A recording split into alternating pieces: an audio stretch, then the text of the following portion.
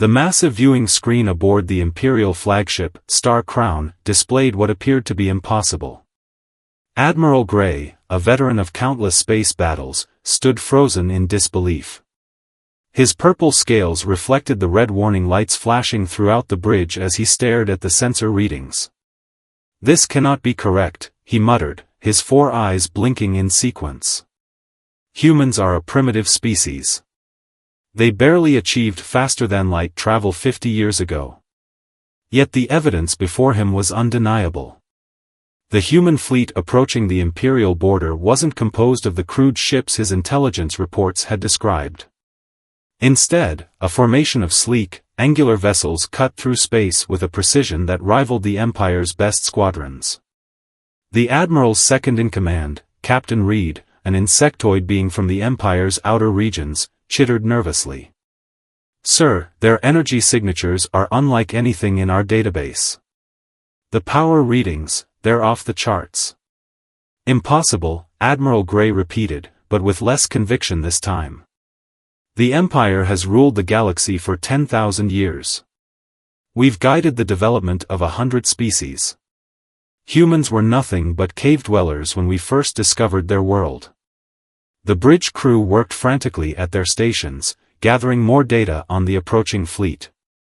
The main screen showed 37 vessels, each larger than the Empire's medium-class cruisers.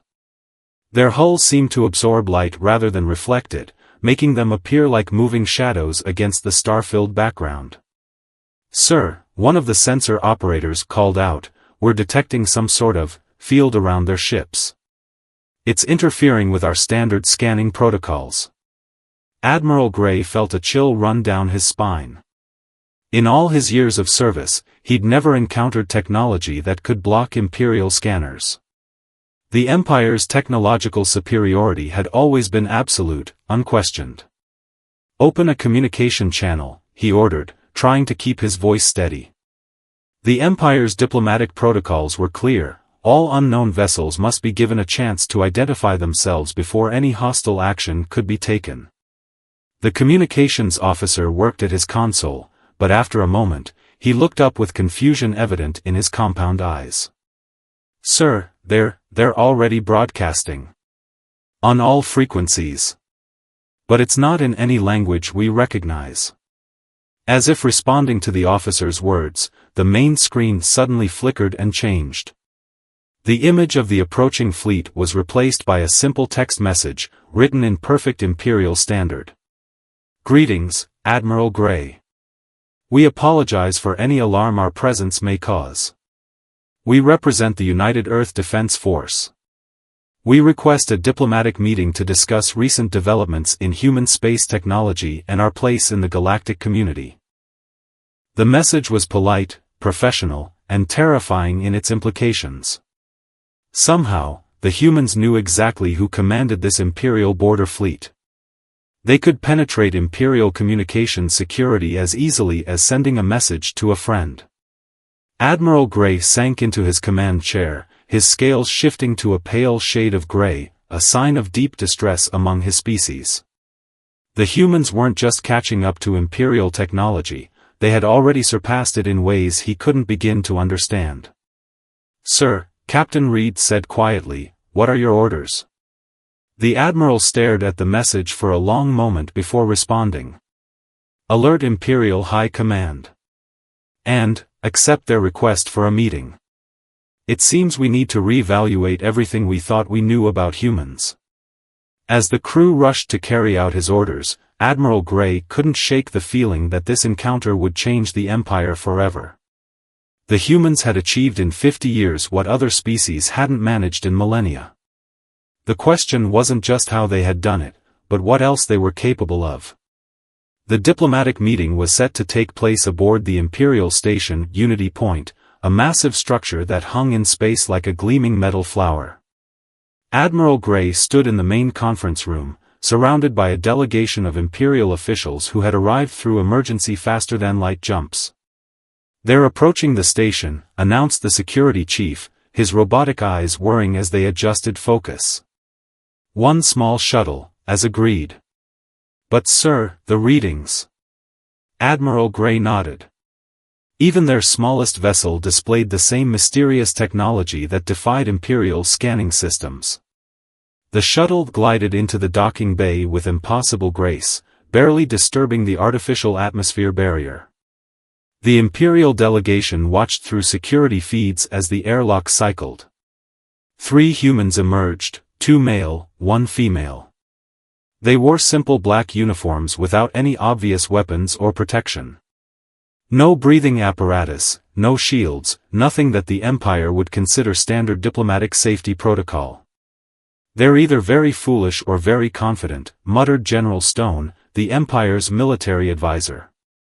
His metallic skin reflected the soft lighting of the conference room as he shifted uncomfortably. The door slid open, and the human delegation entered. The woman stepped forward first. She appeared to be their leader. "I am Commander Wells of the United Earth Defense Force. Thank you for agreeing to this meeting." Admiral Gray noted how she moved with perfect poise, her eyes scanning the room with intelligent awareness.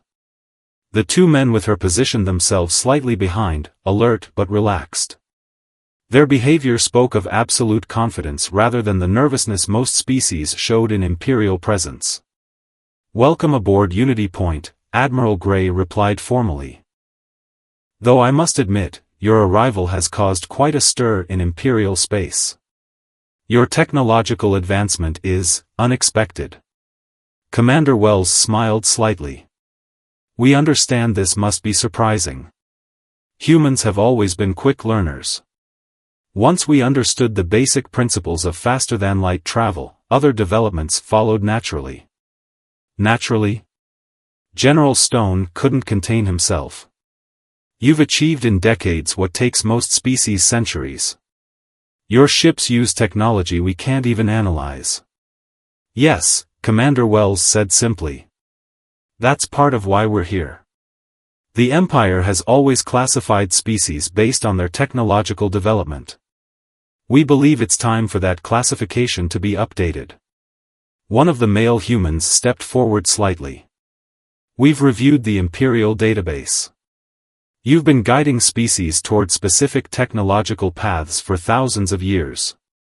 But there are other paths, ones you never explored." The implications hit Admiral Gray like a physical blow. "You're saying you developed completely different technological principles?"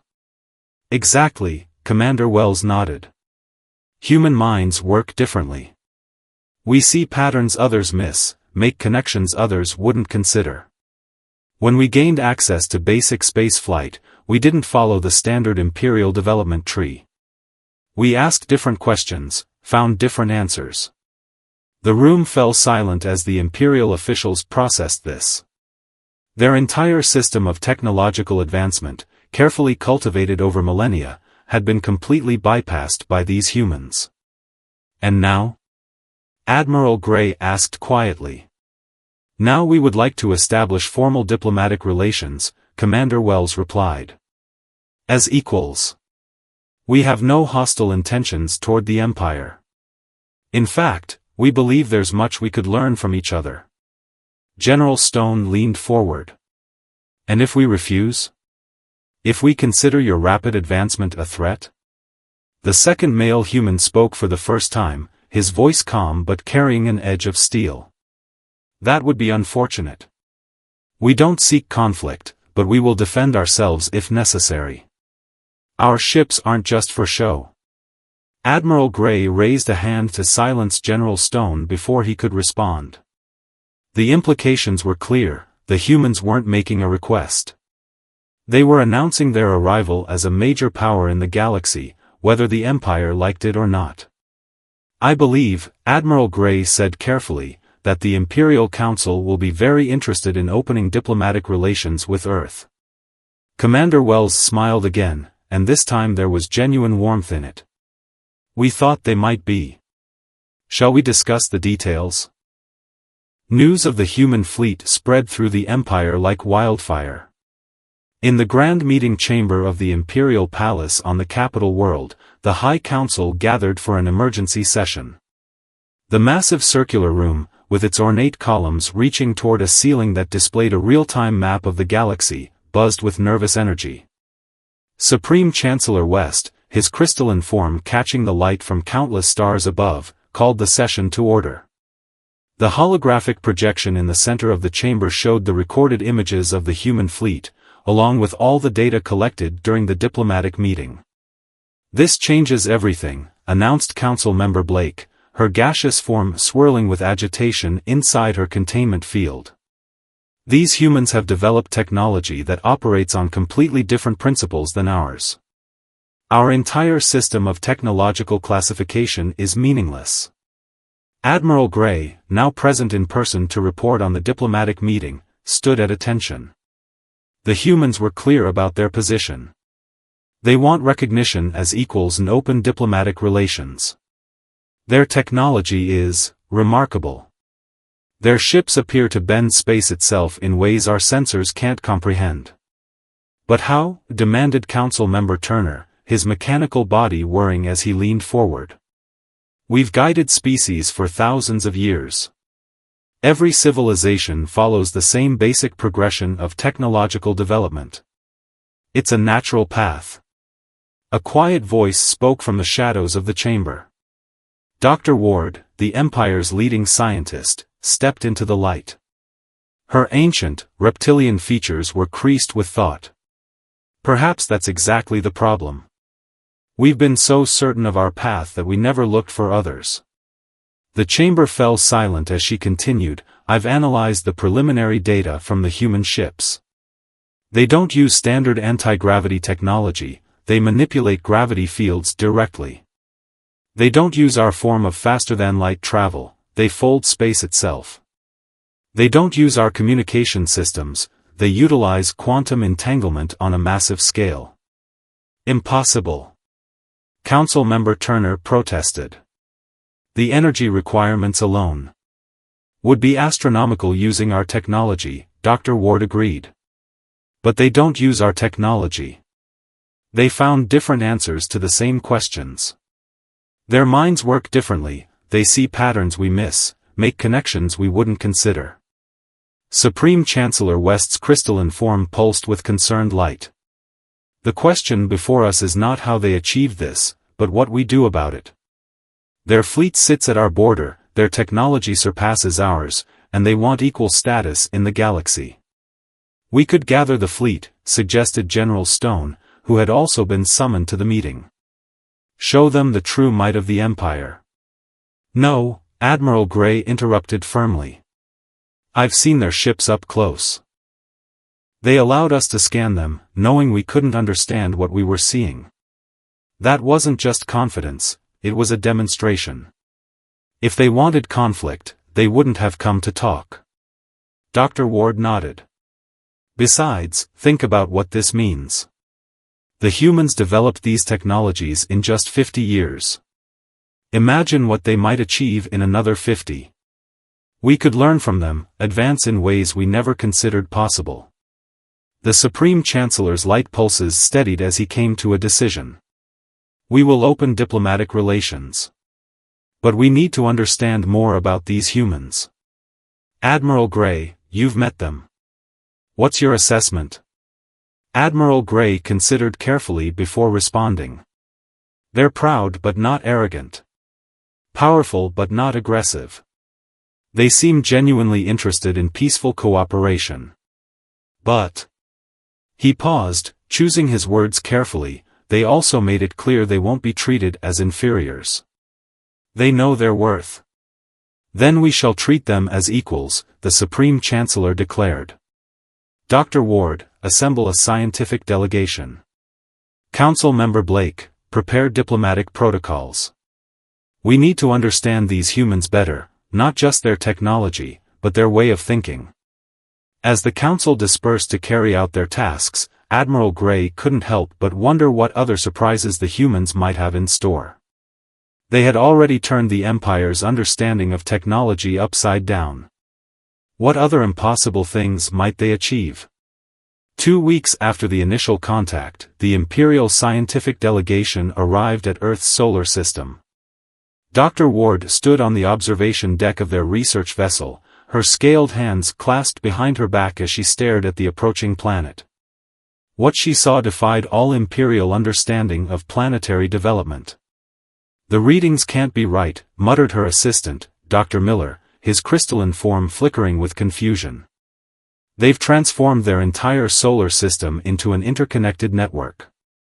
The sensors showed massive structures orbiting not just Earth, but every planet in the system. Space stations, manufacturing facilities, and enormous energy collectors formed complex patterns around each celestial body. Most impressive were the massive rings around Earth itself, not natural formations, but artificial structures that seemed to pulse with energy. "Look there," Dr. Ward pointed at a distant flash of light. Through the ship's enhanced viewing system, they watched as a new station literally assembled itself in space, piece by piece moving into position guided by invisible forces. "Self-replicating construction systems," Dr. Miller whispered. "They've mastered it. We've been trying to achieve that for centuries." A human voice came through their communication system. "Imperial research vessel, this is Sol System Control. Your approach vector has been plotted. Please maintain your current course. A guide ship will escort you to Earth Orbital Station 1. As if emerging from nowhere, a small human vessel appeared alongside them. It was barely larger than a shuttle, yet their sensors indicated power readings that matched their research vessel's main reactor. Dr. Ward called one of their sensor operators. "I'm detecting unusual activity within the Earth's rings. The energy patterns, they're changing." The rings around Earth began to shift, sections rotating in different directions, creating complex geometric patterns. Suddenly, a massive portal opened between two sections of the rings, a stable wormhole, large enough for capital ships to pass through. "That's impossible," Dr. Miller stated flatly. "Artificial wormhole generation of that size would require more energy than an entire star system produces," came a new voice. A hologram appeared on their bridge, Commander Wells, the same human who had met with Admiral Gray. "You're thinking in terms of Imperial technology, Dr. Miller. We found a different way." Dr. Ward stepped forward, her scientific curiosity overwhelming her shock. "How?"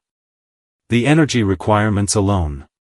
We don't fight against spacetime," Commander Wells explained. "We work with it. Your technology tries to force the universe to bend to your will. Ours, well, we prefer to ask nicely."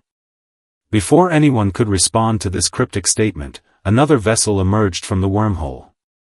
It was massive, easily twice the size of the largest Imperial dreadnought. Yet it moved with impossible grace, its hull seeming to ripple like liquid metal. "That," Commander Wells said with evident pride, "is the Earth ship Horizon. Our first true deep space exploration vessel. We'd like to offer your scientific delegation a tour."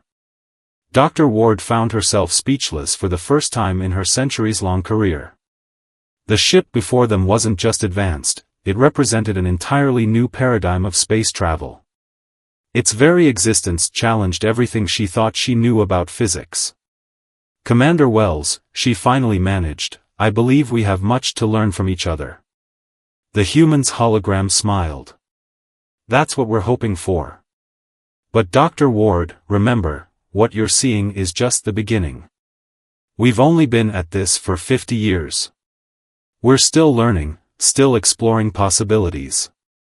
As their vessel was guided toward the massive Earth ship, Dr. Ward's mind raced with implications.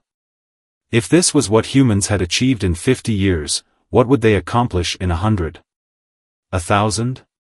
The Empire had always prided itself on being the pinnacle of technological achievement, but now... "Doctor," one of her assistants called out, "you need to see these readings. The human ship, it's not just bending space. It's as if it's speaking to it. The quantum field interactions are like nothing we've ever seen." Dr. Ward nodded slowly. The humans hadn't just developed new technology, they discovered a new way of understanding the universe itself. And now, the Empire would have to adapt to a galaxy where they were no longer the undisputed masters of science and technology. The tour of the Earth ship Horizon left the Imperial scientific delegation in a state of stunned amazement. Dr. Ward walked through corridors that seemed to shift and adapt to their presence, alongside walls that appeared solid but rippled like water at a touch. But it was the ship's central command center that truly demonstrated the gap between human and Imperial technology.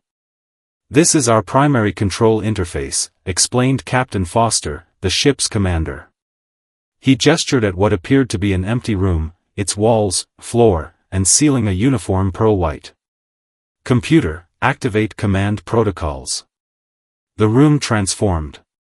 The empty space filled with floating holographic displays, but unlike Imperial holographs, these were solid enough to touch and manipulate. A three-dimensional map of the galaxy materialized around them, so detailed it showed individual star systems in real time. "Impossible," Dr. Miller whispered. "The data processing requirements alone." "Quantum computing," Captain Foster said with a slight smile. "But not like anything you've tried to develop.